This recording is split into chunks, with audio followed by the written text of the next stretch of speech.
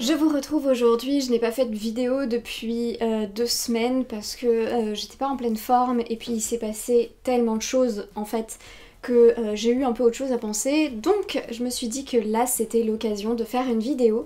Et en fait j'avais pas envie de parler de livres pour cette semaine, j'avais envie de faire un truc plus léger où on rigole, on sort un petit peu de tout ça, on se sort un peu la tête de l'eau, et quoi de mieux pour cela que de jeter un peu d'huile sur le feu de Booktube. Du coup j'ai eu envie de faire le Real Talk Book Tag, je crois que ça s'appelle, que j'ai vu sur plein de chaînes, et du coup je me suis dit tiens ça peut être rigolo comme tag à faire dans ces périodes un peu troublées, donc attention, petit spoiler, petit disclaimer, c'est quelque chose pour s'amuser, on est là pour s'amuser, c'est pas du tout un book tag où je vais aller cracher sur je ne sais quoi, c'est pas du tout mon but.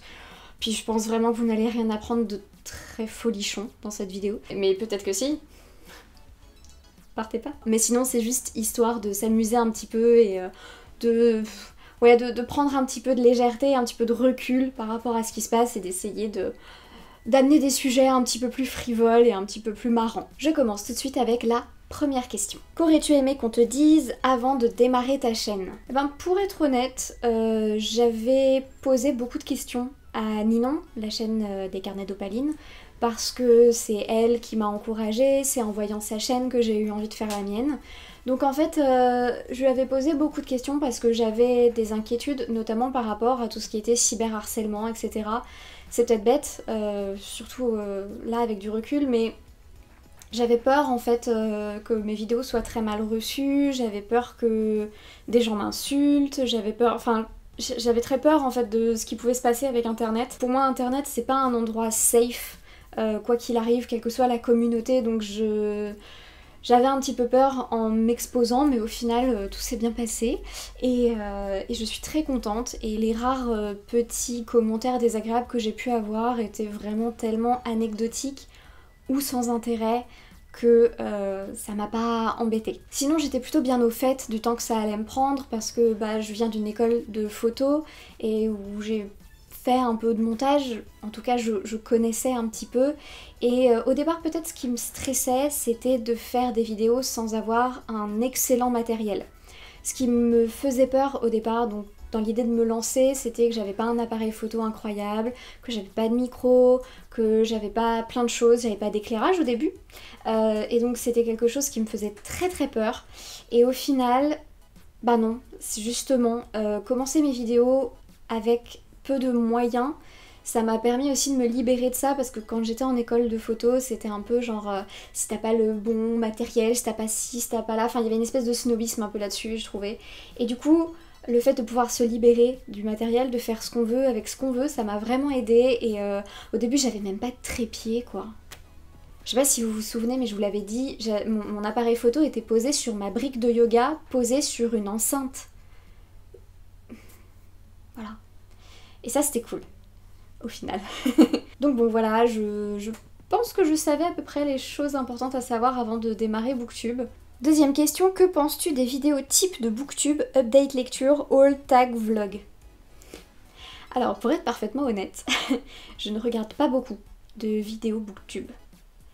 Je ne regarde pas énormément de vidéos sur Booktube, j'en regarde en fait parfois, j'en regarde un peu si c'est mes copines, mais encore si le sujet m'intéresse, enfin c'est assez rare finalement que je regarde des vidéos Booktube. J'aime beaucoup les vlogs, que ce soit sur Booktube ou sur autre chose, je trouve ça génial, le format vlog, j'adore. Mais sinon, les updates lecture, j'en regarde parfois, si par exemple un livre m'intéresse et que cette personne en parle, je vais regarder plusieurs updates lecture, ou en tout cas point lecture, bref, peu importe comment on appelle ça. Mais bref, plusieurs personnes qui vont parler de ce livre pour avoir plusieurs avis différents sur le livre. Et encore, ça va pas forcément m'empêcher de le lire. Mais bon, ça m'arrive parfois de regarder les vidéos pour ça. Sinon, les tags, j'aime bien, je trouve ça rigolo. Mais c'est vrai que je regarde pas beaucoup de vidéos. Les hauls aussi. Ah si, en fait, j'en regarde un petit peu. Parce que j'aime bien savoir ce que les gens ont acheté. En fait, dites-vous bien, si je regarde une vidéo Booktube, c'est surtout par curiosité. Parce que j'ai envie de savoir ce que les gens ont acheté, j'ai envie de savoir comment c'est chez les gens, j'ai envie de savoir les vlogs, j'adore comment... alors c'est hyper mis en scène, hein, y en a même qui sont trop mis en scène pour moi, donc j'aime pas du tout. Mais enfin voilà, j'ai envie de savoir comment c'est meublé chez les gens, ce genre de choses. En fait, je regarde les vlogs pour la déco. Troisième question, quels préjugés avais-tu sur Booktube et qui se sont révélés vrais? Eh ben c'est une bonne question parce qu'en fait, je sais pas si j'avais des préjugés. Comme j'avais quand même un contact direct avec une personne qui était sur Booktube depuis assez longtemps, je pense que rapidement elle a cassé les préjugés que je pouvais avoir. Peut-être que si, mon préjugé que je pouvais avoir c'était qu'il y avait beaucoup de haters. Et finalement bon, je fais pas face à ça, donc c'est cool. Je savais dès le début qu'il y avait des dramas, donc là pour le coup je sais pas si c'était un préjugé ou pas, mais ça s'est révélé vrai, puisque effectivement il y a beaucoup de dramas. C'est un peu triste, ça, c'est quelque chose que je trouve dommage, mais au moins je me suis jamais leurrée sur le fait que Booktube c'est une super communauté où on est tous ensemble, où on se parle et où c'est merveilleux et tout le monde communique dans la joie et la bonne humeur. Ça arrive et c'est cool, j'ai rencontré des personnes super grâce à Booktube. J'ai rencontré vraiment des personnes qui m'apportent beaucoup, dont j'aime regarder les vidéos. J'ai découvert justement des personnes qui faisaient des vidéos et que je connaissais pas du tout, et ça je trouve ça génial parce que ils ont des super idées. Je pense notamment à Mathieu, de Le Coin de Mathieu, que j'aime beaucoup parce que j'adore ses vidéos genre où il prend une princesse Disney et il fait comme si c'était une youtubeuse. Je trouve ça génial, j'adore, je trouve ça super drôle. Enfin vraiment je trouve que c'est plein de petites idées, plein de petites avancées peut-être dans Booktube, donc j'apprécie beaucoup. Ça m'a permis de rencontrer Emma aussi de la Bouquinade, qui est une jeune fille adorable et que je suis très contente d'avoir pu croiser. Donc c'est vraiment très chouette, et puis bah, ça a renforcé mes liens aussi avec mon ami Ninon. Ça m'a fait connaître ses amis, Cassandra, Guimauze, Alexia aussi, puis plein d'autres personnes en fait, et c'est vraiment très cool parce que j'apprécie vraiment les échanges que j'ai avec la plupart des personnes que j'ai notamment sur Instagram. Et si je réponds au message, c'est que j'apprécie de parler avec vous.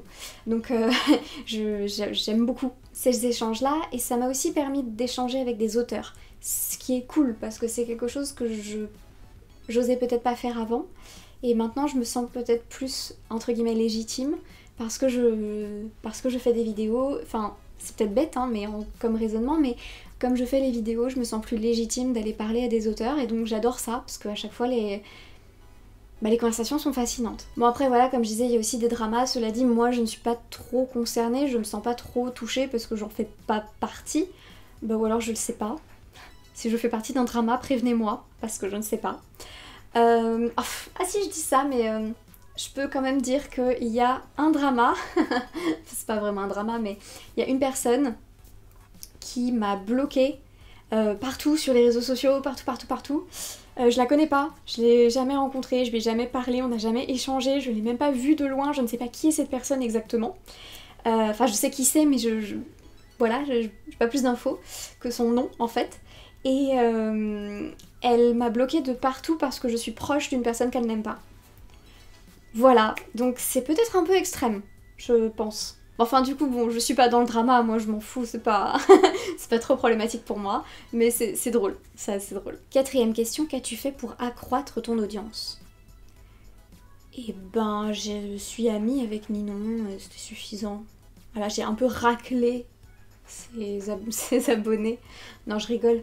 Elle m'a fait de la pub au début, ça m'a aidé. Je vais pas mentir, c'est vrai, elle m'a boosté un peu et c'était cool. Et après, je pense pas que je doive que à Ninon non plus mes abonnés, puisqu'il y en a qu'on n'a pas en commun, donc il y en a bien qui sont arrivés un peu par hasard sur ma chaîne. J'ai essayé tout simplement d'être régulière dans ma manière de poster des vidéos, de poster des trucs sur Instagram surtout. Je suis surtout sur Instagram, pas tellement ailleurs. Peut-être bientôt un peu plus sur Facebook. Sinon j'ai pas fait grand chose finalement, j'ai un peu essayé de faire des choses de plus en plus entre guillemets qualitatives, enfin ou en tout cas j'essaye de faire des choses un peu plus qualitatives. J'ai essayé d'améliorer le matériel que je possède, d'améliorer le contenu de mes vidéos, d'essayer de proposer quelque chose toujours un peu plus intéressant, adapté. J'essaye d'être très naturelle aussi, parce que je voudrais pas que ça devienne quelque chose de trop mécanique ou en tout cas trop réfléchi. J'aime bien le fait que ce soit assez spontané, donc là pour le coup par exemple c'est une vidéo que je n'ai pas du tout préparée et j'aime bien, c'est rigolo. Donc j'oublie la moitié des trucs que je pourrais dire ou je dis n'importe quoi mais c'est pas grave, je crois que j'ai un peu de fièvre. Mais peu importe, ce qui me fait plaisir c'est de communiquer librement en fait sur les livres, sur ce que j'aime, parce que je parle pas que de livres. En fait, je crois que ce qui marche, entre guillemets, dans ma chaîne, c'est que je me fais plaisir, je fais ce qui me fait plaisir et que ça se voit. Donc voilà, on va dire que ça a suffi à accroître mon audience. Peut-être, je ne sais pas. 5e question, quelles sont les erreurs que tu remarques chez les jeunes booktubeurs? Je sais pas. Je sais pas trop. Il y avait Mathieu du coin de Mathieu qui disait peut-être des erreurs dans le montage et c'est vrai. C'est quand même important d'essayer de faire un truc un peu dynamique même si on n'est pas forcément féru de montage et qu'on fait pas un truc incroyable. Hein. Mes vidéos sont d'une simplicité enfantine en termes de montage. Mais d'essayer juste de faire quelques cuts pour avoir un peu plus de dynamisme et donner un petit peu plus de rythme à la vidéo. Puis pas hésiter à faire des petits inserts entre guillemets dans la vidéo où on montre autre chose, où on montre... Enfin, je trouve ça assez sympa d'essayer de faire quelque chose d'un peu qualitatif, même si on n'a pas beaucoup de matériel. Je veux dire, même avec un téléphone, on peut faire une très belle vidéo, pardon. Donc, même une très belle photo aussi, mais même avec un téléphone, on peut faire une très jolie vidéo. Donc je pense que même avec peu de moyens, on peut réussir à faire quelque chose de joli et que c'est important de le faire, d'essayer de trouver des outils, de vraiment essayer d'améliorer en fait son contenu graphiquement. Le son aussi, c'est vraiment hyper important. C'est pour ça que j'ai acheté un micro, parce que j'en avais marre de vous hurler dessus et d'avoir l'impression que j'étais dans une église tellement ça résonnait. Mais voilà, ce genre de petits trucs, je pense que ça aide un petit peu. Après sinon, peut-être que l'erreur que je pourrais voir, c'est de suivre trop ce qui existe déjà et de pas innover, ce qui est mon propre défaut, hein. Peut-être que j'innove pas du tout, que je pourrais faire des choses un peu plus innovantes. J'ai essayé d'innover entre grands guillemets parce qu'il y en a déjà d'autres qui font ça avec le point enluminé où je parle d'autres choses, où je vous ai parlé de zéro déchet, ça vous a plu, je vous ai parlé de vulgarisation scientifique, ça vous a plu. Bref, quand je parle de trucs comme ça qui sortent un petit peu de l'ordinaire ou en tout cas du cadre de la littérature et de la culture, ça a l'air de vous... Enfin, la culture un peu, mais ça a l'air de vous plaire. Donc peut-être essayer de trouver sa propre patte plutôt que de recopier vraiment ce qui se fait déjà. Ça peut être bien. Et c'est peut-être justement un écueil dans lequel ne pas tomber. Grande question, la 6e, ton avis sur les partenariats et le fait de travailler avec les maisons d'édition? Alors, c'est une vaste question et je sais qu'elle divise beaucoup. Personnellement, je ne me sens pas concernée. Je me sens pas concernée tout simplement parce que ce soit du travail déguisé ou non, je ne le ferai pas. En fait, j'ai un travail, j'ai un métier, je suis sophrologue, je suis pas booktubeuse, je travaille pas dans le livre, je travaille pas du tout là-dedans. Donc en fait, au départ, l'idée de recevoir des services presse, de vendre des livres, etc., ça pouvait m'intéresser, de recevoir gratuitement des livres.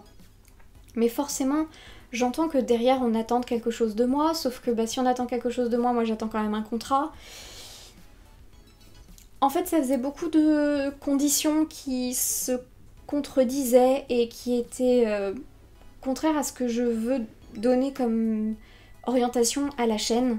En fait, cette chaîne, elle est 100% loisir. Je poste si j'ai envie, je poste pas si j'ai pas envie, je fais des vidéos quand ça me plaît, sur ce qui me plaît, uniquement si j'en ai envie, je parle d'un livre si ça me fait plaisir, j'en parle pas si j'en ai pas envie. Et ça c'est génial en fait, parce que je crois que je réagis très mal à la contrainte. Donc, un peu comme finalement j'avais fini par abandonner la photographie à cause de mes études dans la photographie, j'ai pas envie que la chaîne YouTube y ait la moindre contrainte, en fait la moindre réduction de mon espace de liberté. Donc je ne ferai a priori, je dis bien a priori parce qu'il faut jamais dire totalement jamais, mais a priori je ne ferai jamais de partenariat avec des maisons d'édition. J'ai reçu un service presse une fois. En plus, c'est un livre qui m'a pas plu et je me suis dit, mais pourquoi est-ce que j'ai demandé ça en fait? Du coup, ça m'intéresse pas. Voilà, donc je me sens pas réellement concernée par la question. Je m'en suis sentie concernée il y a quelques temps puisque j'ai été contactée 1 ou 2 fois pour recevoir des livres. Au final, j'ai jamais donné suite parce que voilà, je préfère pas rentrer là-dedans, j'ai pas envie qu'il y ait des contraintes, j'ai pas envie, même s'il n'y a pas une contrainte qui est donnée, j'ai pas envie de me sentir redevable de quelque chose, genre on m'a donné un livre donc du coup bah, je me sens un peu obligée de dire quelque chose dessus et plutôt positif. En fait je sais que je me sentirais pas à l'aise avec ça et donc ça créerait une tension, un conflit à l'intérieur de moi, donc une angoisse. Et clairement, je ne vais pas m'angoisser pour ma chaîne YouTube. Et dernière question, est-ce que tu penses que Booktube s'éteint? Et là j'ai juste envie de dire bah j'espère pas, parce que j'avais un petit peu envie de continuer. Donc je dirais que non, parce qu'en plus il y a plein de nouvelles personnes qui arrivent en permanence. Et des personnes qui sont motivées, qui ont envie de partager, qui ont envie de faire plein de trucs. Donc non, je pense pas que Booktube s'éteigne. J'ai l'impression qu'il y a de plus en plus de personnes qui font du contenu un peu différent, qui se diversifient, qui font des choses un peu plus complètes. Peut-être que Booktube n'est pas en train de s'éteindre, mais d'évoluer vers quelque chose d'un peu différent. Peut-être que ce sera plus des chaînes entièrement juste livresques, mais aussi tournées vers la culture en général. J'ai quand même tendance à penser, alors je m'avance peut-être un peu trop parce que j'ai remarqué que c'était pas toujours le cas, mais les gens qui sont réellement férus de lecture ont tendance à être assez ouverts d'esprit, et effectivement c'est assez rare que des gens soient passionnés que par la lecture et rien d'autre. Donc j'aime bien parce que justement il y a plein d'autres choses qui apparaissent, chacun apporte ses petites préférences à lui, et en fait je pense que c'est ça pour moi l'avenir de Booktube, c'est que les gens parlent de livres, mais aussi de leur passion, de ce qu'ils aiment dans la vie. Peut-être que c'est plus vraiment dans ce cas-là Booktube, mais plutôt, je sais pas, PassionTube. J'ai peut-être définitivement de la fièvre. En tout cas, un truc qui est un petit peu plus ouvert, peut-être un petit peu plus large, qui touche plus de choses que juste le livre, et c'est chouette. Enfin, j'adorerais par exemple voir une chaîne YouTube d'une personne qui est à la fois complètement fan de livres et qui parle que de livres, mais qui une fois de temps en temps va parler, je sais pas, de sa passion pour la danse en montrant des pas de danse ou des trucs qu'elle a fait. Une personne qui serait fan de livres, qui ferait une chaîne Booktube, mais aussi de couture, ce serait génial, j'adore la couture. Enfin, ce genre de choses. Et je pense que Booktube ne s'éteindra pas tant que y aura des gens pour aimer les livres, et surtout tant que il continuera à se diversifier, à s'ouvrir et à montrer que le livre et la littérature, c'est un moyen aussi de s'ouvrir l'esprit et de découvrir des choses qu'on ne connaissait pas au travers de la lecture.